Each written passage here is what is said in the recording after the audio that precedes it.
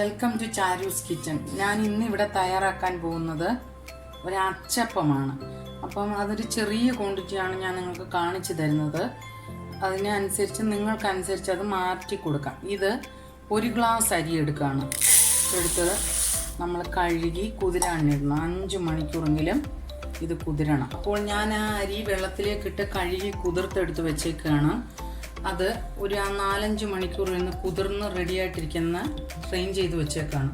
കറുത്ത എള്ള് 1 ടീസ്പൂണ്, 1 മുട്ട, 1 പിഞ്ച് അരിമോദകം, 1/4 ഗ്ലാസ് നമ്മൾ അരി എടുത്ത ആ ഗ്ലാസ്സിന് 1/4 ഗ്ലാസ് തേങ്ങ തിരുമ്മിയത്, പിന്നെ ഉപ്പ്, പഞ്ചസാര, വെള്ളം. അത് ഞാൻ അരയ്ക്കുന്ന സമയത്ത് നിങ്ങൾക്ക് കാണിച്ചു തരാം അതെങ്ങനെയാണ്. ആദ്യം ഞാനിത് മിക്സിയിലിട്ട് ഇതൊന്ന് അരച്ചെടുക്കട്ടെ. അപ്പോൾ നമ്മൾ കുതിർത്ത് വെച്ചിരിക്കുന്ന അരി ഒരു മിക്സിയുടെ ജാറിലേക്ക് അരയ്ക്കാനിട്ട് കൊടുക്കുകയാണ്. അതിലേക്ക് നമ്മളിവിടെ എടുത്തു വെച്ചിരിക്കുന്ന തേങ്ങ ഇട്ട് കൊടുക്കണം. അതിലേക്ക് തന്നെ ആ 1 മുട്ടയും പൊട്ടിച്ചൊഴിച്ചു കൊടുക്കണം. അതിലേക്ക് തന്നെ ഞാൻ ചെറിയ 3 സ്പൂണ് പഞ്ചസാര ഇട്ട് കൊടുക്കുന്നുണ്ട്. പഞ്ചസാരയും ഉപ്പും ഒക്കെ നമ്മുടെ ആവശ്യം, മധുരം കൂടുതൽ വേണമെന്നവർക്ക് കൂടുതൽ പഞ്ചസാര ഇടണം. ഇതിലേക്ക് 1 നുള്ളു ഉപ്പ് ഇട്ട് കൊടുക്കണം. 1 നുള്ളേ ഇടാവൂ, ഒത്തിരി ഉപ്പിടരുത്, 1 നുള്ളു. അതിനുശേഷം ഈ ഒരു ചെറിയ കപ്പിനകത്ത് 1 കപ്പ് വെള്ളം ഒഴിച്ചു കൊടുത്തത് അരച്ചെടുക്കണം. അപ്പോൾ ഇത് നന്നായിട്ട് അരഞ്ഞ് കണ്ടോ, ഒരു കുറുകിയ രൂപത്തിൽ ഇരിക്കുക, ഒത്തിരി ലൂസായി പോവരുത്. ആ ഒരു രീതിയിൽ എടുക്കണം. എടുത്തിട്ട് ഇനി എണ്ണ ചൂടാക്കി ഞാനത് ബാക്കി കാര്യങ്ങൾ ഞാൻ ചൂടുമ്പോൾ കാണിച്ചു തരാം. അപ്പോൾ ഇതിലേക്ക് നമ്മൾ എടുത്തു വെച്ചിരിക്കുന്ന എള്ളും അരിമോദകം, 1 നുള്ള അരിമോദകമേ ഉള്ളൂ, ഒരു ടേസ്റ്റിന് വേണ്ടി. ഒത്തിരി ആയാൽ അത് കൊള്ളത്തില്ല. അത് രണ്ടും ഇട്ടിട്ട് നന്നായിട്ട് ഇത് കലക്കിയെടുക്കണം.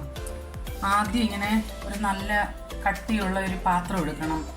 ഈ ഇൻഡാലിയത്തിൻ്റെ ആണ് ഇത്. അതിലേക്ക് ഇച്ചിരി എണ്ണ ഒഴിച്ചു കൊടുത്തിട്ട്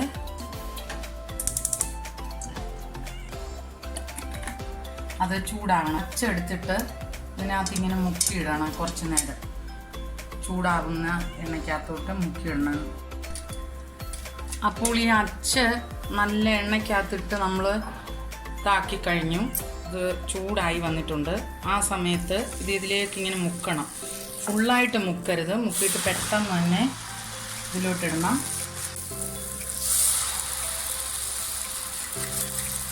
എന്നിട്ട് നമ്മളിങ്ങനെ ചൂടാകുന്നത് റെഡ് കളർ വരുന്നത് തിരിച്ചും മറിച്ചും ഇട്ട് കൊടുക്കണം.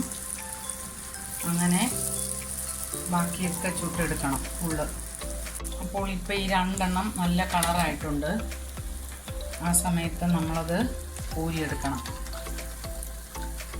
അപ്പോൾ ഞാനിത് കുറേ ഉണ്ടാക്കി എടുത്തു കഴിഞ്ഞു. എന്നാലും ഞാൻ കാണിച്ചു തരുമോ നിങ്ങൾക്ക്. ഇതിങ്ങനെ എടുക്കുമ്പോൾ ഇങ്ങനെ ഒന്ന് ആ സ്പൂൺ അതിൽ തന്നെ ഇട്ടേക്കണം, ഇളക്കിക്കൊണ്ടിരിക്കണം. അതുപോലെ നമ്മളെപ്പോഴും ഇട്ട് ഇതിട്ട് കഴിഞ്ഞിട്ട് ഒരു 5 സെക്കൻഡെങ്കിലും വെയിറ്റ് ചെയ്തിട്ട് ഇത് കട്ടാവും, അല്ലെങ്കിൽ അത് ഇതായിപ്പോവും. പിന്നെ രണ്ടാമത്തെ കാര്യം, പിന്നെ നമ്മളൊന്ന് ഇച്ചിരി നേരം മുക്കിയിട്ടിട്ട് അടുത്തത് മുക്കാവും. അതുപോലെ നമ്മൾ ഈ അച്ചിൻ്റെ ഇത് ഫുള്ള് മുക്കരുത്. ഫുള്ള് മുക്കിക്കഴിഞ്ഞാൽ അത് ഇളകി വരത്തില്ല. ഈ കാര്യങ്ങൾ നമ്മൾ പ്രത്യേകം ശ്രദ്ധിക്കേണ്ടതുണ്ട്.